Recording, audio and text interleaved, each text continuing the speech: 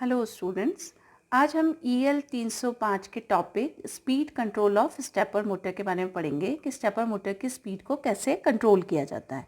Stepper motor क्या करती है, इनपुट में तो लेती है इलेक्ट्रिकल सिग्नल और आउटपुट में क्या देती है, ये मैकेनिकल मूवमेंट देती है। यानी ये क्या करती है, इलेक्ट्रिकल सिग्नल को मैकेनिकल में कन्वर्ट करती है। इनपुट इलेक्ट्रिकल होता है और आउटपुट क्या होता है, मैकेनिकल मूवमेंट। अधिकतर मोटर का यही फंक्शन होता है, यानी ये मैकेनिकल मूवमेंट होता है। हमने देखा था इसका जब हमने थ्योरी पढ़ी थी कि इसमें क्या करते हैं हम, electrical signal DC signal stator को दिया जाता है, उसके अकॉर्डिंग हमारा रोटर क्या होता है, स्टेप्स में मूवमेंट करता है, स्टेप्स में मूव करता है। तो ये इलेक्ट्रिकल सिग्नल को मैकेनिकल मूवमेंट में बदलती है। इनका एडवांटेज ये है कि इनकी हाई एक्यूरेसी होती है और कॉस्ट इनकी कम होती है। इन मोटर्स की accuracy is very high but low cost. इनको प्रिंटर्स, कैमरा आदि में भी हम यूज़ करते हैं। तो इस मोटर की स्पीड को कंट्रोल करने के लिए मेनली 3 मेथड्स होते हैं, 3 मेथड्स होते हैं जो कि इसकी स्पीड्स को कंट्रोल करेंगे। पहला मेथड है, फर्स्ट है सीरीज़ रेजिस्टेंस लगा के। स्पीड को कंट्रोल करने का पहला मेथड है कि आप सीरीज़ रेजिस्टेंस लगा दो, इस मोटर के सीरीज़ में एक रेजिस्टेंस लगा दो तो उसकी स्पीड कंट्रोल की जा सकती है। सेकंड है हमारा गियर बॉक्सेस, गियर बॉक्सेस लगा के स्पीड कंट्रोल कर सकते हैं। थर्ड है अपना वोल्टेज रेगुलेशन, वोल्टेज को रेगुलेट करके भी हम इसकी स्पीड को कंट्रोल कर सकते हैं। तो हम एक एक करके मेथड देखेंगे कि इन तीनों मेथड से हम कैसे स्टेपर मोटर की स्पीड को कंट्रोल करें। हम स्टेपर मोटर का स्पीड कंट्रोल का पहला मेथड देखेंगे, सीरीज़ रेजिस्टेंस मेथड। यह हमने क्या किया, स्टेपर मोटर के सीरीज़ में एक रजिस्टर यूज़ ले लिया और स्टेपर मोटर को डीसी सप्लाई दी। अब इसका सिद्धांत ये है कि जो स्टेपर मोटर के अगर हम करंट और स्पीड के बीच में ग्राफ खींचें, करंट लेते हैं इधर हम और इधर अगर हम स्पीड लें तो वो कर्व आता है लीनियर। यानी स्पीड और करंट में कैसा रिलेशन है, लीनियर रिलेशन है। तो इस प्रिंसिपल को यूज़ करके हम इसकी स्पीड को कंट्रोल कर सकते हैं। हमने क्या किया, स्टेपर मोटर के सीरीज़ में एक रजिस्टर लगा दिया। रजिस्टर लगाने से इसमें फ्लो होने वाली करंट क्या हो गई, कम हो गई, और करंट कम हो गई तो इसकी स्पीड को कम कर सकते हैं हम। और अगर यहाँ तो हमने क्या किया, फिक्स वैल्यू का रजिस्टर लगा दिया। लेकिन अगर हमें वेरिएबल, मतलब अगर वेरिएबल स्पीड को कंट्रोल करना है तो हम इस आर की जगह क्या यूज़ कर सकते हैं, एक पोटेंशियोमीटर यूज़ कर सकते हैं। रजिस्टर का मान चेंज कर करके इसकी स्पीड को कंट्रोल किया जा सकता है। सपोज़ करिए इसकी स्पीड कम करनी है तो आर का मान बढ़ा देंगे। आर का मान बढ़ाने से क्या हुआ, करंट कम हो जाएगी, और करंट कम होने से हमारी स्पीड क्या हो जाएगी, कम हो जाएगी। तो अब और अगर स्पीड को बढ़ाना है तो हम क्या करेंगे, आर का मान कम कर देंगे। लेकिन अगर हम फिक्स वैल्यू का लगाते हैं तो ये एक कांस्टेंट स्पीड से ही रन करेगी, इसलिए हम आर की जगह क्या प्रेफर करते हैं, एक पोटेंशियोमीटर लगाना प्रेफर करते हैं ताकि हम इसकी स्पीड को क्या कर सकें, चेंज कर सकें। नेक्स्ट हमारा है सेकेंड मेथड। सेकेंड मेथड था हमारा गियर बॉक्सेस।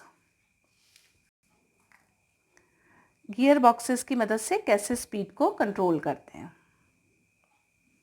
अब सेकेंड मेथड जो है गियर बॉक्सेस, इसमें हम क्या करते हैं कि मोटर की स्पीड करने के लिए, स्पीड को कंट्रोल करने के लिए हम क्या लगा देते हैं, मैकेनिकल गियर्स लगा देते हैं। अब ये मैकेनिकल गियर्स हम इनपुट में भी लगाते हैं और आउटपुट में भी लगाते हैं। अब जो हमारा गियर रेशो है, जो मैकेनिकल गियर्स लगाएं, इन गियर्स का जो रेशो है ये या तो हमारी स्पीड को अप कर देते हैं, स्पीड और टॉर्क दोनों के लिए बात करें हम, स्पीड और टॉर्क को या तो ये बढ़ा देते हैं या स्पीड और टॉर्क को ये कम कर देते हैं।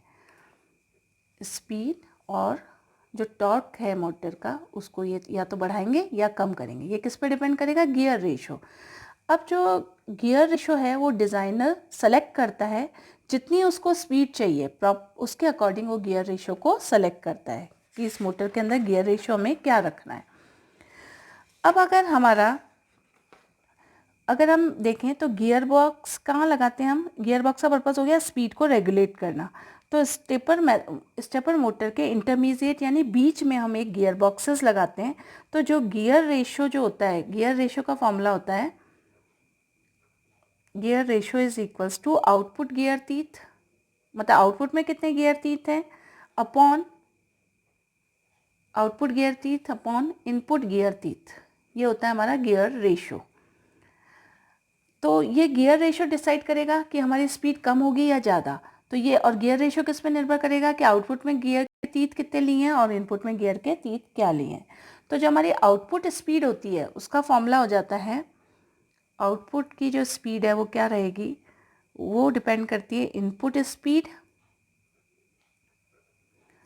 Upon gear ratio.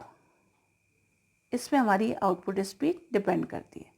तो यानी गियर रेशो को आप चेंज करके आउटपुट की स्पीड को चेंज कर सकते हो, कम या ज़्यादा कर सकते हो। अब अगर हम देखें कि हमारे इनपुट में तो है स्मॉल गियर और आउटपुट में लार्ज गियर है, यानी अगर स्मॉल गियर्स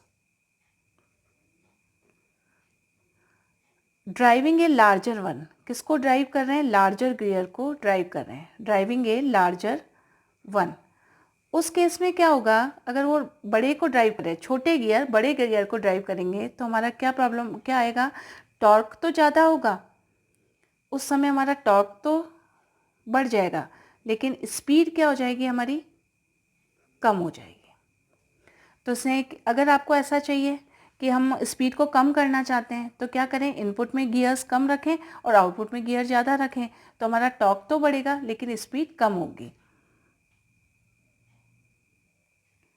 इसकी बजाय अगर हम जैसे लेते हैं कि लार्जर गियर लेते हैं, यानी इनपुट में गियर ज़्यादा है, वो स्मॉलर वन को ड्राइव कर रहा है, स्मॉल को ड्राइव कर रहा है लार्जर गियर, तो इनपुट में गियर ज़्यादा है और वो आउटपुट में गियर कम है, तो क्या होगा, हमारा फास्ट स्पिनिंग होगी, यानी मोटर जो होगी वो बहुत तेज़ी से स्पिन करेगी, रोटेट करेगी, लेकिन उसकी जो टॉर्क होगा उसमें वो क्या होगा, लेस टॉर्क होगा, टॉर्क का मान कम होगा और जो उसकी स्पीड है वो बढ़ जाएगी, वो तेज़ी से अपना एंगल चेंज करेगी। हमने देखा स्टेप मोटर स्टेप्स में रन करती है तो उसकी स्पिनिंग चेंज ओवर तो बहुत फास्ट करेगी लेकिन उसमें टॉर्क कम होगा। इस तरीके से गियर रेशो को चेंज करके हम मोटर की स्पीड को कंट्रोल कर सकते हैं। अब हम तीसरा मेथड पढ़ेंगे स्पीड कंट्रोल करने का। तीसरा मेथड है वोल्टेज रेगुलेशन।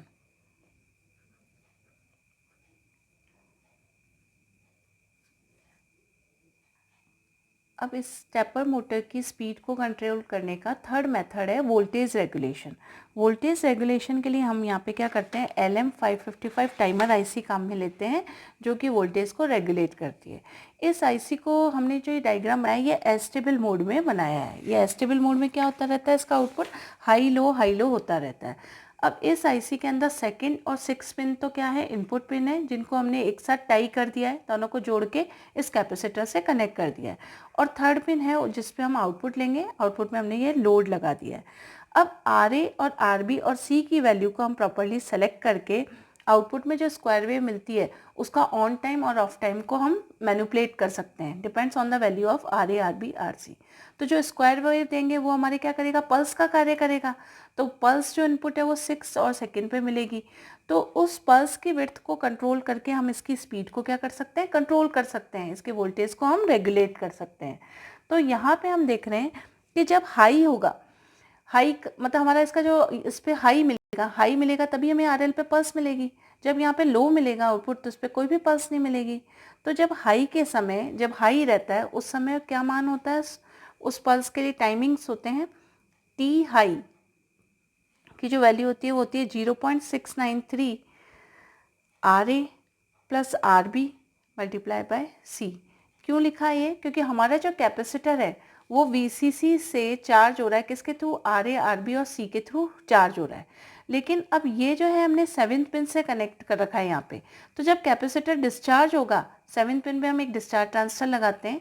LM555 का इंटरनल डायग्राम हमने शो नहीं किया है, लेकिन एक्चुअली यहाँ पे 7 पिन किससे कनेक्टेड होती है, डिस्चार्ज ट्रांजिस्टर से। तो जब ये डिस्चार्ज होता है ना कैपेसिटर, तो वो RB के थ्रू ही ट्रांजिस्टर पे डिस्चार्ज होता है। तो डिस्चार्जिंग टाइम तो डिपेंड करता है RB इंटू C पे, और कैपेसिटर का चार्जिंग टाइम डिपेंड करता है RA RB और C पे। तो हमारा जो हाई पल्स जब आएंगी, कब आएंगे, जब ये चार्ज होगा। तो वो चार्जिंग टाइम के लिए हमने लिख लिया T high is 0.693 RA RB C। अब T लो लिखेंगे, लो टाइम, यानी जब पल्स नहीं आएगी। तो पल्स नहीं आएगी उस समय का टाइम होता है 0.693 RB इंटू C, क्योंकि हमने देखा डिस्चार्ज किसके थ्रू हो रहा है, RB के थ्रू हो रहा है, तो हमने ये लिख दिया। अब जो ड्यूटी साइकिल निकालते हैं हम इसके लिए, ड्यूटी साइकिल होता है